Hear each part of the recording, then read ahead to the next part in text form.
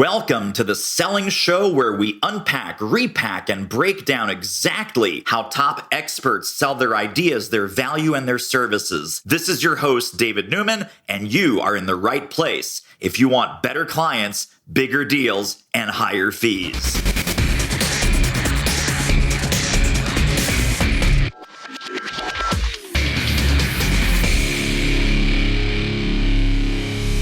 Well, the real question is, glass half full, glass half empty.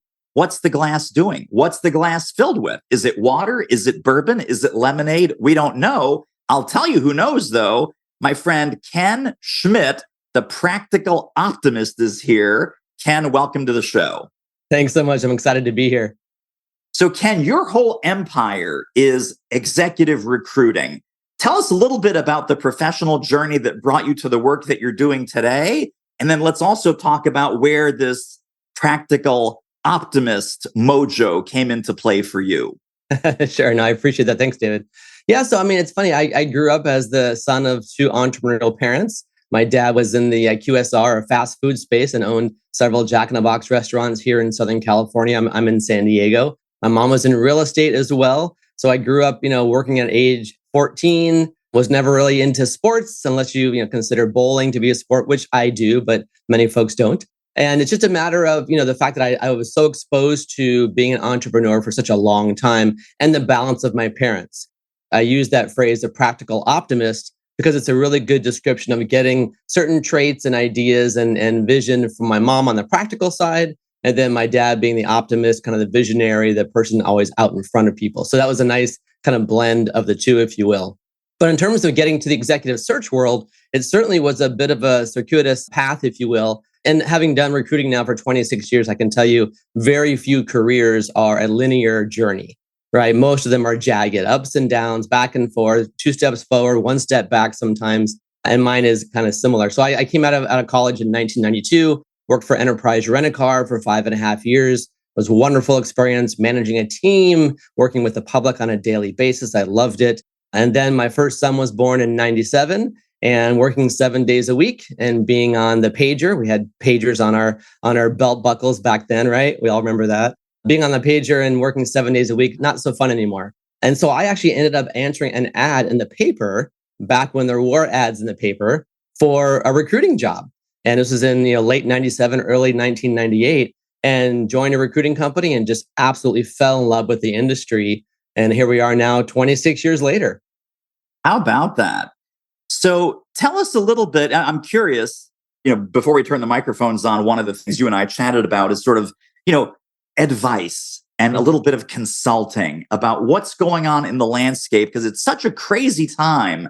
I'm imagining there's some fantastic opportunities in recruiting now, and there's also some stumbling blocks and some problems. So whether you look at artificial intelligence, financial sector meltdown, banks imploding left and right when you turn this way or that way, technology, layoffs, upsizing, downsizing, right-sizing.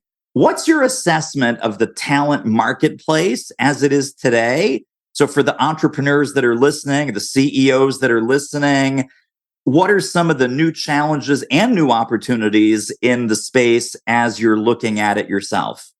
Yeah, it's a great question. It's obviously a big question. Certainly, there's definitely no one blanket answer, black and white answer. But over the 26 years that I've been in the recruiting space, I've seen an awful lot change. But honestly, I've seen a lot more stay the same. And I've gone from working for a very large staffing agency, which is very volume driven, focusing solely on accounting and finance, placing controllers, heads of finance, accounting managers, and the like.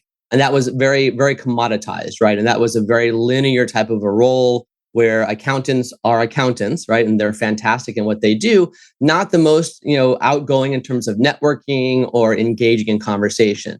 And those roles today, fast forward to today, many of those roles, unfortunately, are starting to be either offshored, or some of the tasks and responsibilities that are more tactical are starting to move towards more of an AI type model, or kind of handled, algorithmically, if you will.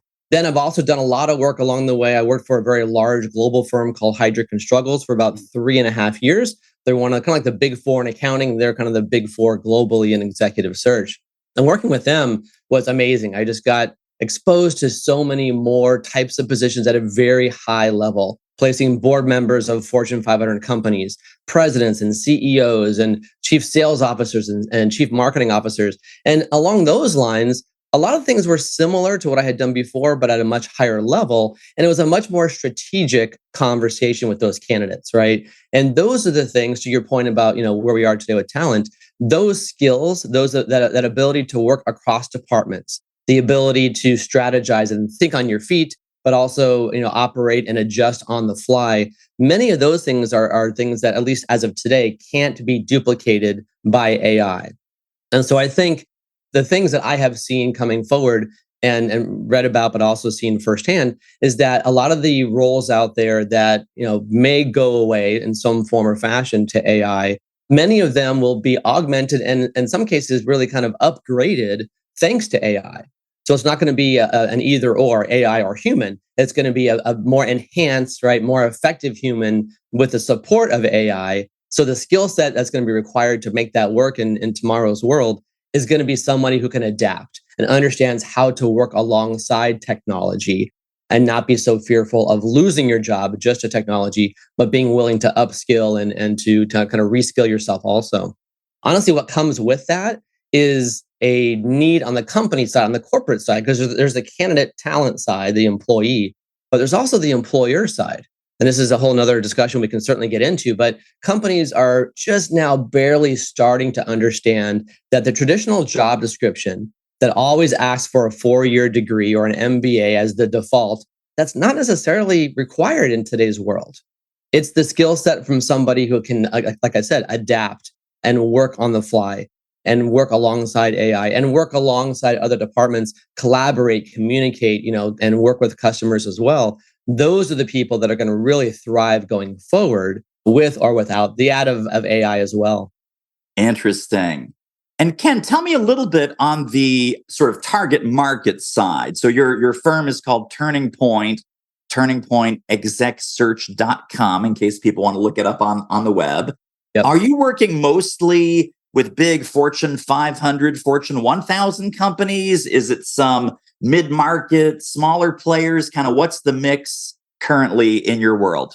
Yeah, and I think again it comes back to my upbringing, working for a self-employed mom and dad in a small business community and environment, and being exposed to that. When I worked at Heidrick and Struggles, that was largely Fortune 1000 companies. When I worked at the first firm I mentioned, Accountants Inc., on the staffing side, that was mainly kind of small to mid-sized companies. And I've been fortunate enough to be in both areas. So I've kind of selected the best practices, if you will, from both of those stops along the way. And I tend to gravitate towards and focus more on kind of the middle market space. And that's defined, for us, revenues of about $15 million up to about $1 billion. That's a big range, but that's kind of middle market, if you will. We have a few outliers, a couple of startups that are well-funded. Our largest clients actually are the automotive companies, Kia and Hyundai. They're sister companies, both out of Korea. And then Mobis Parts also, which is the big supplier in the automotive space. They're also a client of ours as well. But again, from a size perspective, they're kind of outliers for us. Most of our clients are in that mid-market space. And in terms of function, I've always really liked the variety. We were talking offline about hearing and learning so much from people that we engage with, right? And same kind of thing for me. I like the variety of working with a lot of different industries. So we have companies in the automotive space, as I mentioned, industrial manufacturing, but also I get to learn from folks that are working with AI firsthand, that are in technology, that are in software and SaaS, and then flipping gears completely and going over to CPG on the consumer side or fintech. It's just a wide variety of folks I get to learn from. And our level of searches that we're doing are mid and upper level. So, VP, some director, VP, and then C-suite positions as well across the US. And then because our theme here, of course, is selling, and we'll talk about the Practical Optimist layer here in a moment. But last question about this, hiring in the sales function. So like you were saying a moment ago, the chief sales officers, the VPs of sales, are you noticing any sort of change in their average tenure? Like, they're placed at a company and you know what? It used to be they're in and out in 5 years. Now they're in and out in 3. Or are they staying longer? Are they choosing to move around more? What's your finger on the pulse of the the sales executives that you're placing?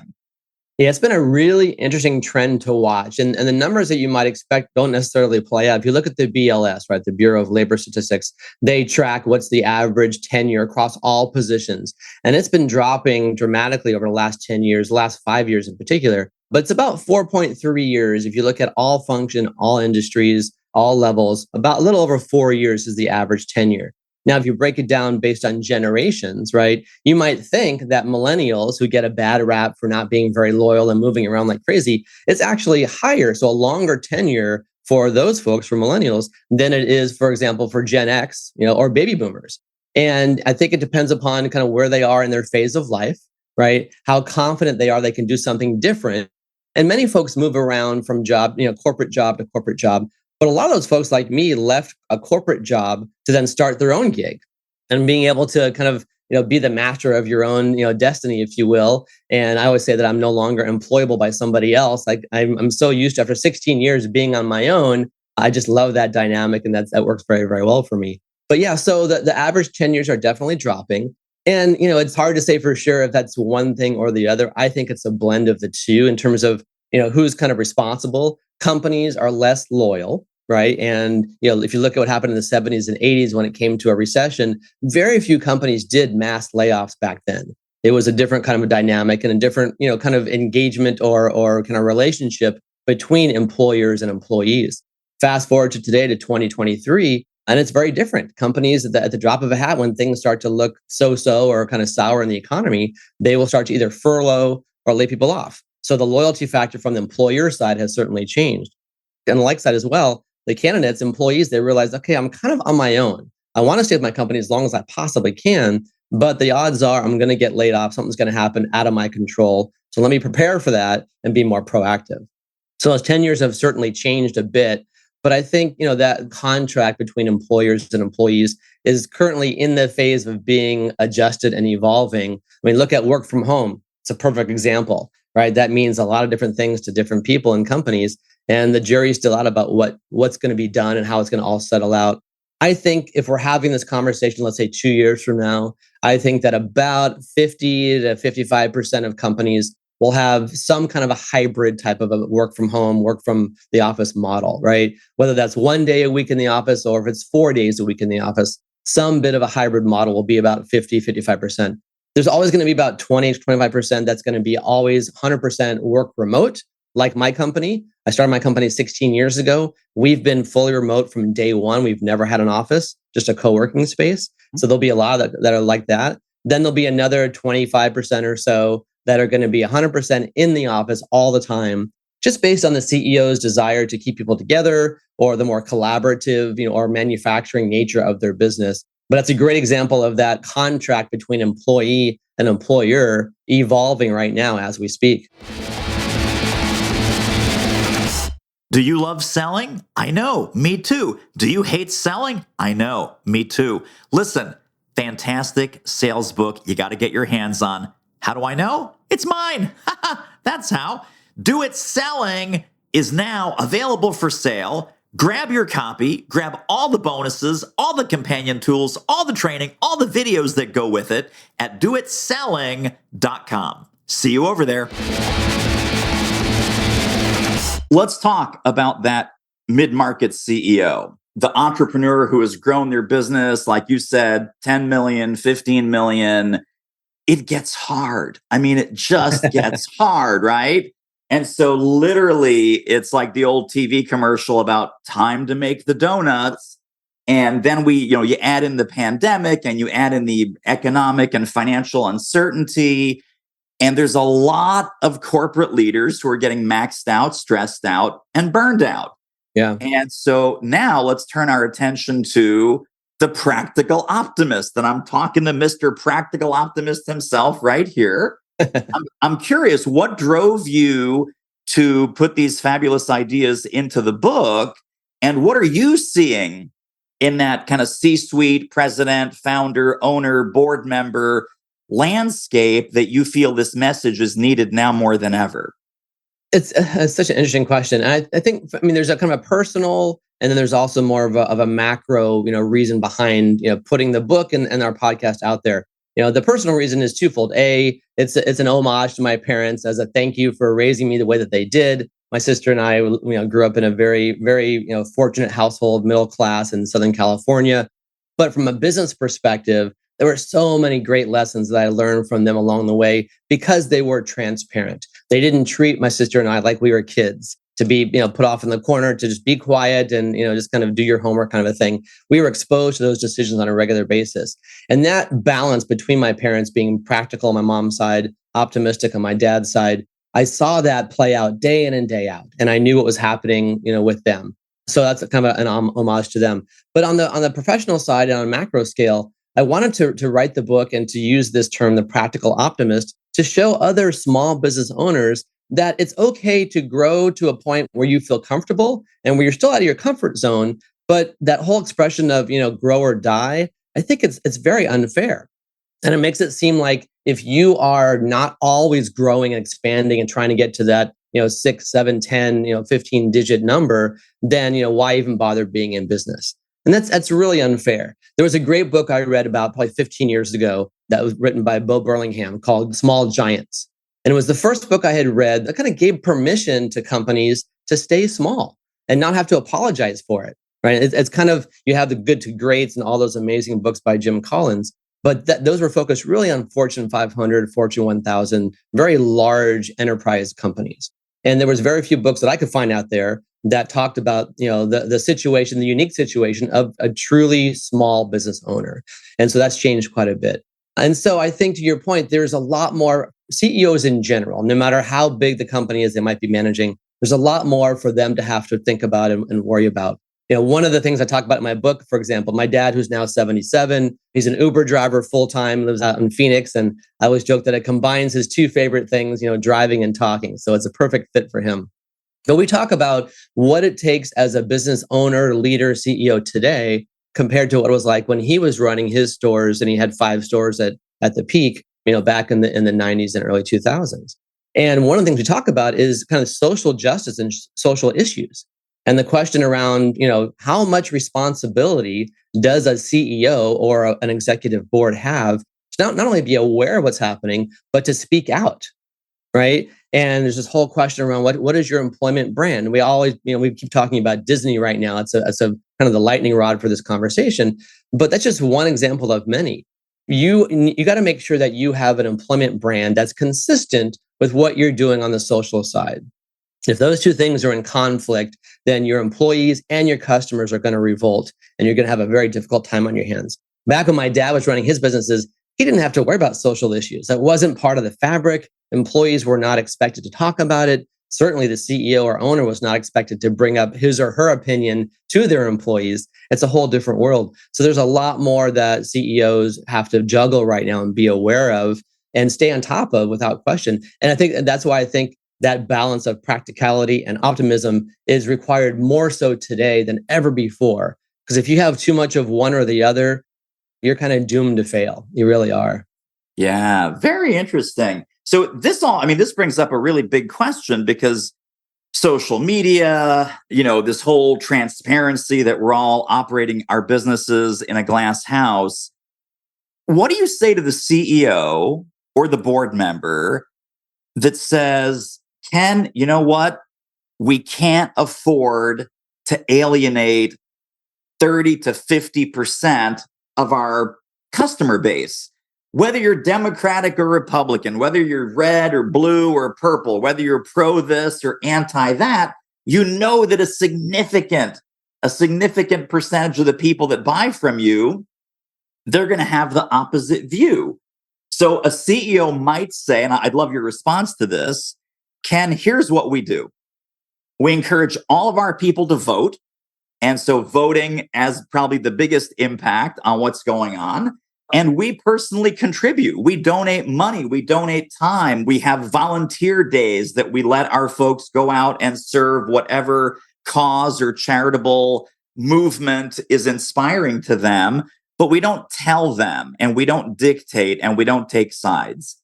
I realize it's 2023, but I'm curious, what is your take on, hey, we got to be more like Switzerland and we can't throw in with this group or throw in with that issue because a significant portion of not just our customers, but maybe our employees disagree with that particular point of view. How do you handle that?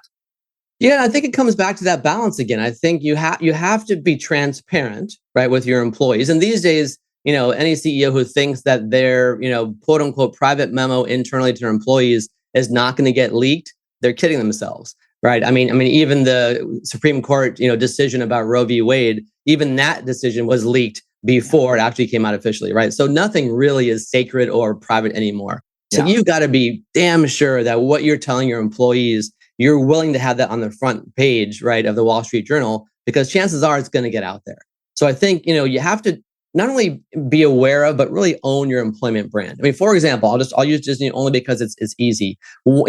Recently Disney added a sixth pillar to their, kind of their value system, if you will. That sixth pillar is diversity, right? Now, if you're a company that really espouses diversity, whatever that means to you, it's not necessarily, over ethnicity or gender. It could be a lot of things. Diversity of thought is what I use. And what I talk about in my book is diversity of thought, which comes from a lot of different areas, right?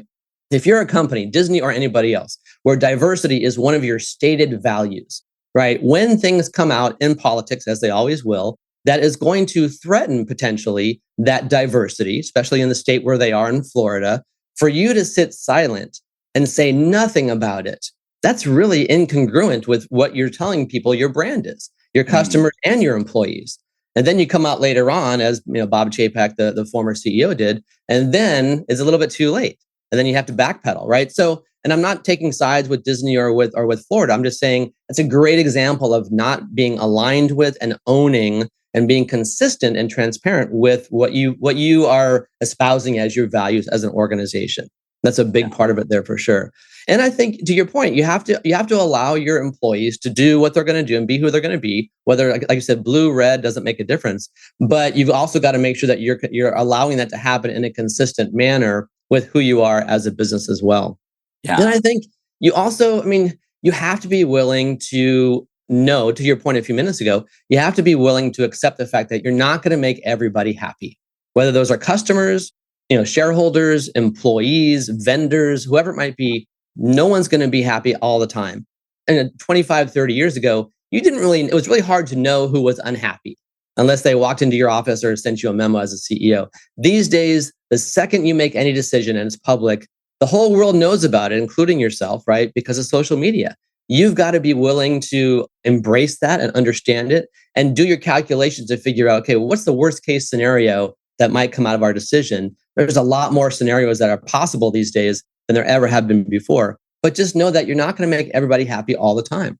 And that's not easy for CEOs, for sure. Yeah, no, totally. That's very smart and very well-balanced advice, for sure.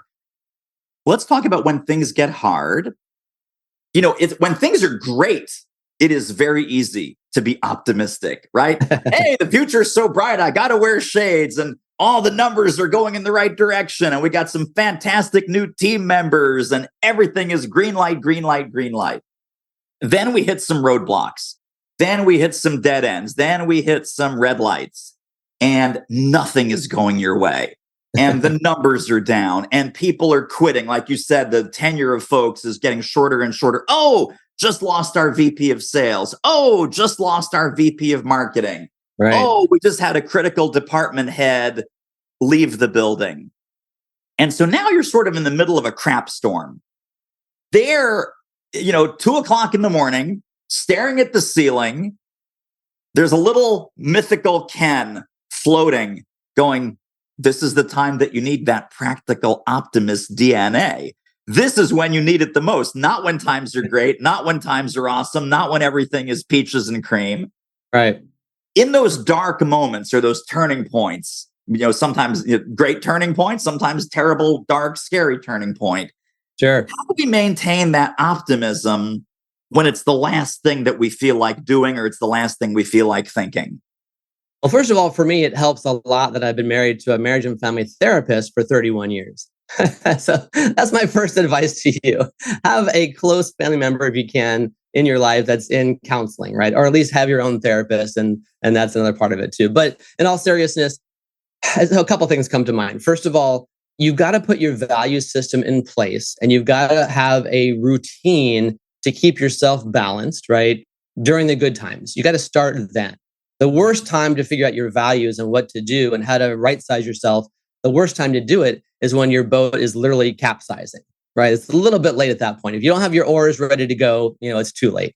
So I have a chapter in my book that talks about that. Values are so important, and understanding where your values come from, talking to your employees to make sure that the values are aligned with what they're expecting as employees also, and putting that in place, putting those guardrails in place when times are good is the best possible time to do it. One of the things I learned as a small business owner, moving that analogy over to the financial side, is the best possible time to get a credit line is when you're profitable and you don't need the money, right? Because we've had several ups and downs in our business as well over the years. And when I've gone to the bank and I've said, I need a loan, they say, well, you're not profitable. And I say, I know I'm not right now. That's why I need a credit line. They say, well, come back when you're profitable. And I say, well, I won't need the money then, right? So lesson learned, get that money, put that foundation in place, be prepared when you don't need it, so that when things are going crazy and, oh my gosh, a global pandemic hits, what do we do, right? At least you have those guardrails in place that will help you to get through the difficult times. So that's kind of on a more macro scale.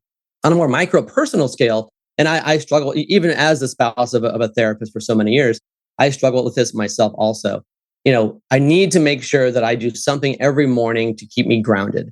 And I do workout. So I work out about 4 times a week, nothing intense, but just enough to kind of get the endorphins flowing and to feel good, right? But journaling, a big reason that I was able to write the book in a short amount of time is because I've been journaling for a long time as a small business owner.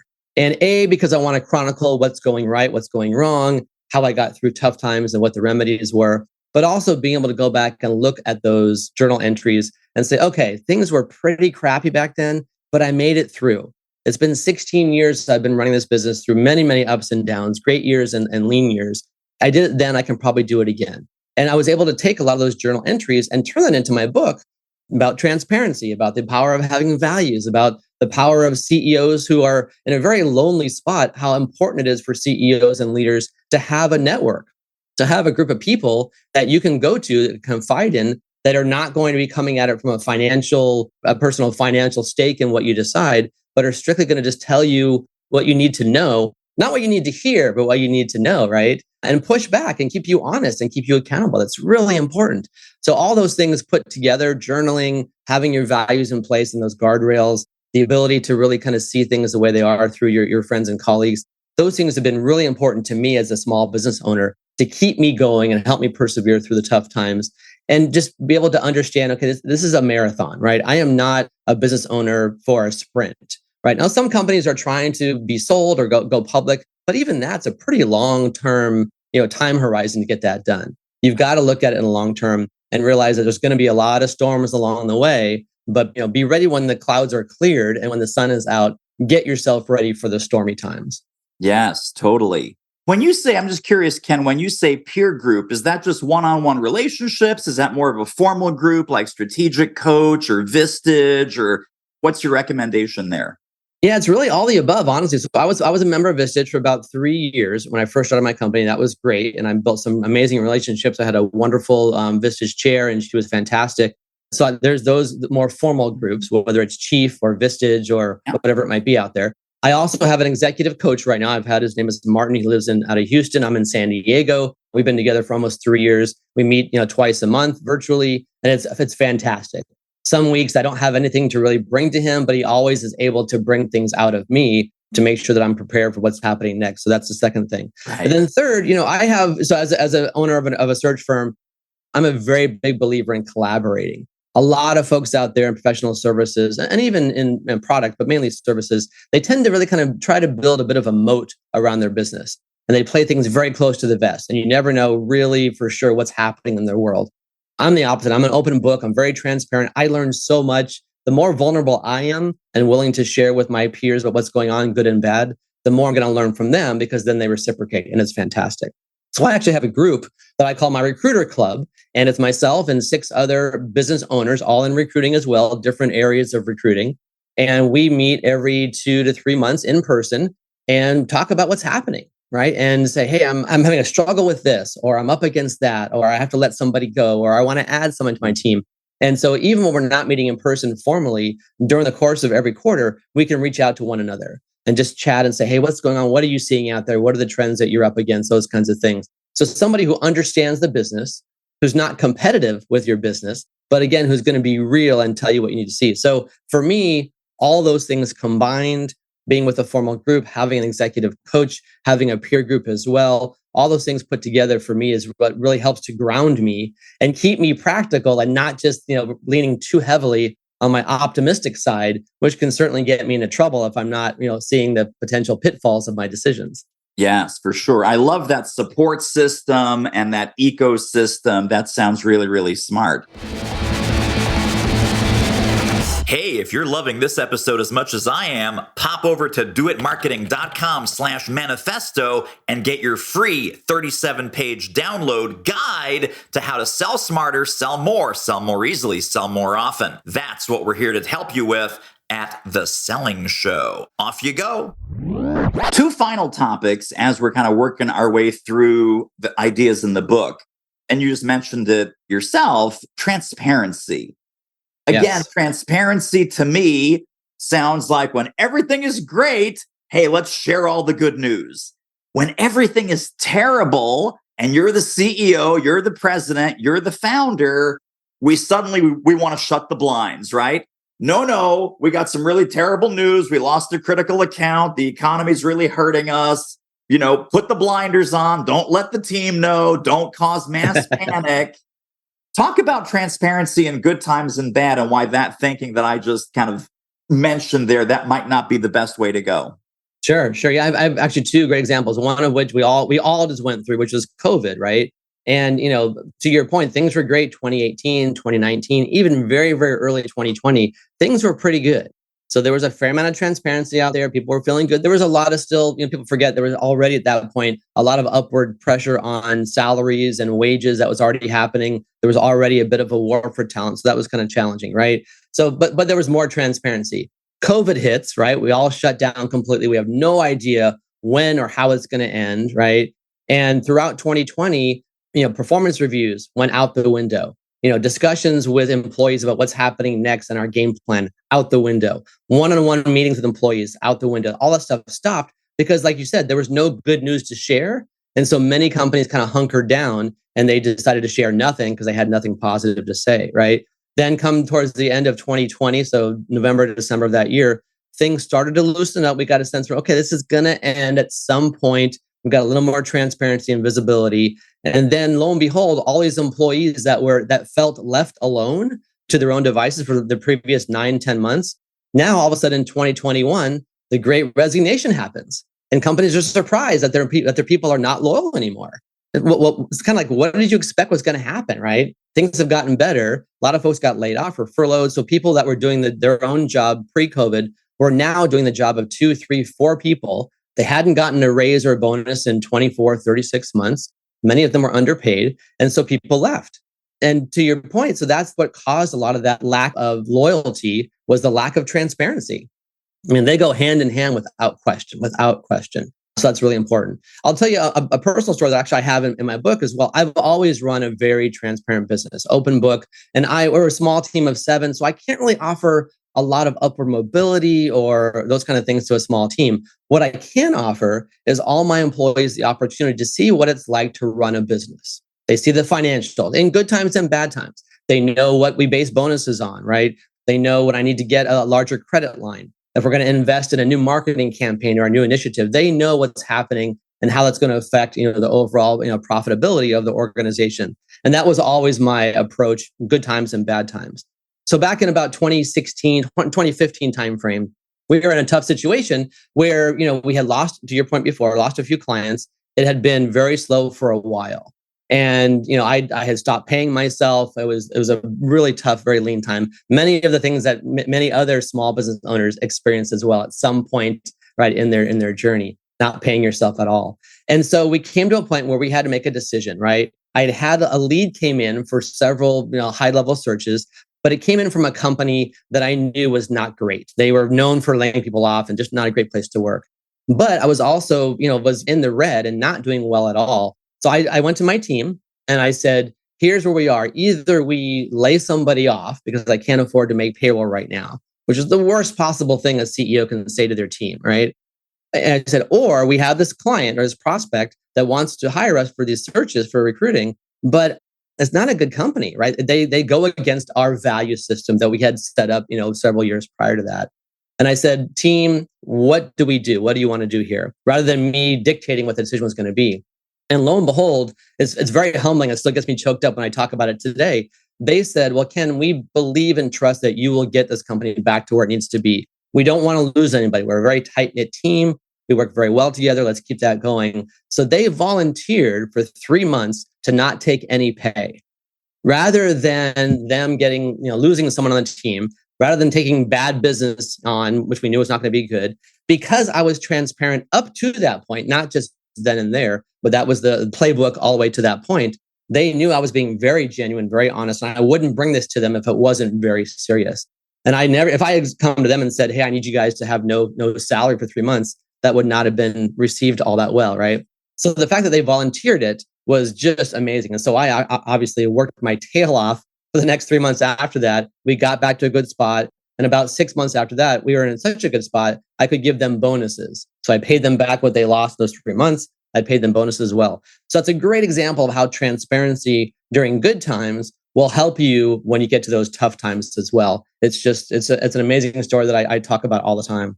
What an amazing, amazing story, and what an amazing team. So congratulations for having such a rock star team with such big hearts. Thank you. Yes, I'm very fortunate. Oh my God, right? I mean, it's a blessing to work with amazing people like that, who are not just amazing on the job, but they're also amazing humans. Exactly. So before we turn on the microphones, I was commenting that you are a content machine. I mean, not only the book, so the Practical Optimist book, but on your website. So again, for folks that are kind of vibing on what I'm saying here, TurningPointExecSearch.com, you have such a wealth of resources and downloads and tools. Talk a little bit about how content marketing and how thought leadership, really, because obviously the book is kind of the crowning achievement of thought leadership, but how does thought leadership marketing separate you from all the other companies that might kind of look like or sound like they do what you do, but obviously you're cooler, better, faster, smarter? How does thought leadership and content marketing around that thought leadership, when did you start doing that, and what have been some of the payoffs for the company? Yeah, it's a great question. And I mean, what comes to mind first off is that, to your point, compared to other folks that might be doing similar things, why is it important and how does it make you stand out? So for us in our business, it's a very competitive business in executive search. There are the big four, big five firms out there. Then there's a tier two, and then everybody else is a far cry from them in terms of size and scope, right? So it's a very competitive, and I tend to compete more with other regional firms, if you will, than I do with the Heidricks out there. And that's typical. So one of the things that we can do, that we can, leverage, if you will, as a small business, is our agility, but also the fact that we're on the front lines all the time, right? Even though I'm the CEO, I run the company, I am in front of clients and prospects and candidates on a regular basis. So I can see what's going on.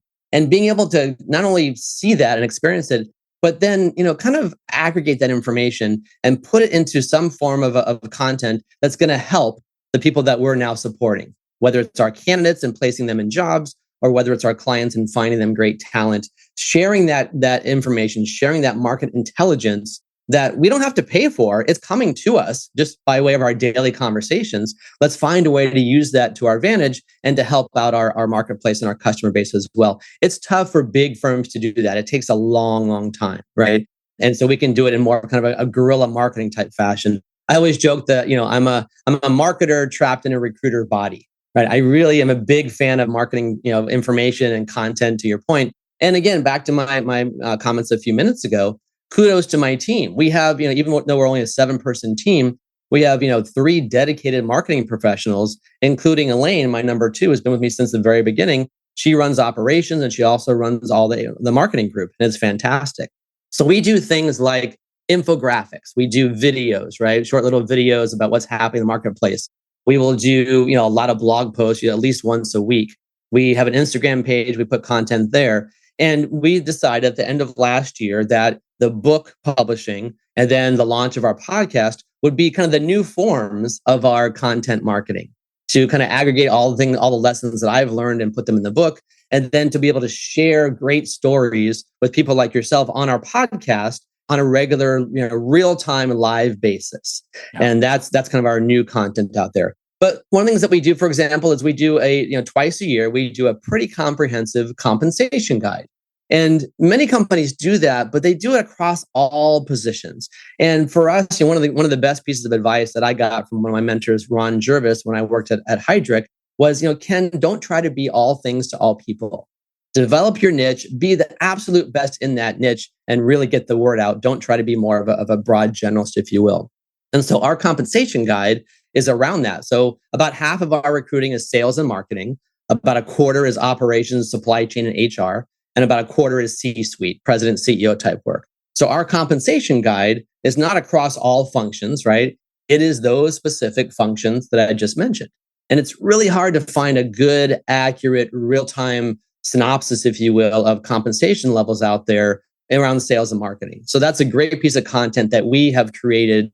We've done it for, I think, about 7 years now. And that's a great way for us to get the word out and to share insight, information, market intel, but also to help brand us as well. That's a really big part of that.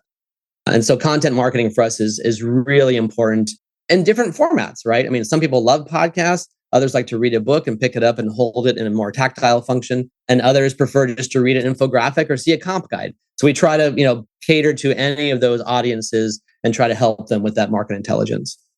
Nice. And the research, that original research that is proprietary to you and that you distribute, do you do that in-house? Do you hire a research firm to help you? How does that work? Yeah, we do it in-house. And again, I mean, the thing about being a recruiter is that just the nature of my job every day is talking to 5 to 10 executives. And we're talking about whether they're in job search mode or whether they're looking to hire. We're talking about all of these trends that I just shared, right? Yeah. Compensation levels, working from home, what's happening with your business, how visible and transparent and confident are you what's coming up next quarter or next year, right? What's happening with upward mobility and employee loyalty. All that data is coming to me. I don't have to go out and seek it out. It's coming to me on a natural basis. And so now it's a matter, I think what really kind of differentiates us is that we're hearing all that, but we're also chronicling it and keeping track of it and then putting it into an actual, usable, if you will, material like a comp guide to share it with our audience out there. And we're not just keeping it internally kind of close to the vest. So we do all that in-house. All the research is done in-house. Tremendous. Very exciting. Well, as we're landing the plane here, I know that folks are want to get connected and stay connected to more Ken Schmitt brilliance. Where can we send them? What are some resources? Tell us how and where to get the book. Tell us how to connect with you in all the channels that you prefer. Yeah, thank you. Well, as you mentioned a few moments ago, TurningPointExecSearch.com is our website. That's where all this information certainly lives as far as content goes. As a B2B business, we are very, very big on LinkedIn. And we share and we also repurpose a lot of content on LinkedIn as well. So you can find me just Ken Schmitt, and it's Ken Schmitt with 2 T's, no D, on LinkedIn as well. We have a company page there for Turning Point, and we also have a company page there for The Practical Optimist, which is the name of the book, but also the podcast as well. And if you have any questions, reach out to me. Mention that you heard me on your show, David. That would be fantastic. I'm always happy to be a resource. And even if you're not in a point right now where you need to hire a firm like ours to help you hire people internally, I'm happy to be a sounding board, talking about those trends that we mentioned before. So reach out on LinkedIn, go to the website, and I'm happy to give you my personal email. It's just my first name, Ken, at TurningPointExecSearch.com. So any of those places will work for me. Tremendous. And all of those links, by the way, will be directly under this episode at thesellingshow.com. Ken Schmitt, thank you so much for dropping value bomb after value bomb after value bomb on us. I appreciate you so much, and thanks for stopping by. No, thanks for inviting me. It was a great conversation. I really appreciate it. And that wraps up another episode of The Selling Show. Hey, tell you what, if you like us, rate us and review us on Apple Podcasts, subscribe, tell a friend, go grab the notes and downloads and extras at thesellingshow.com. See you next time.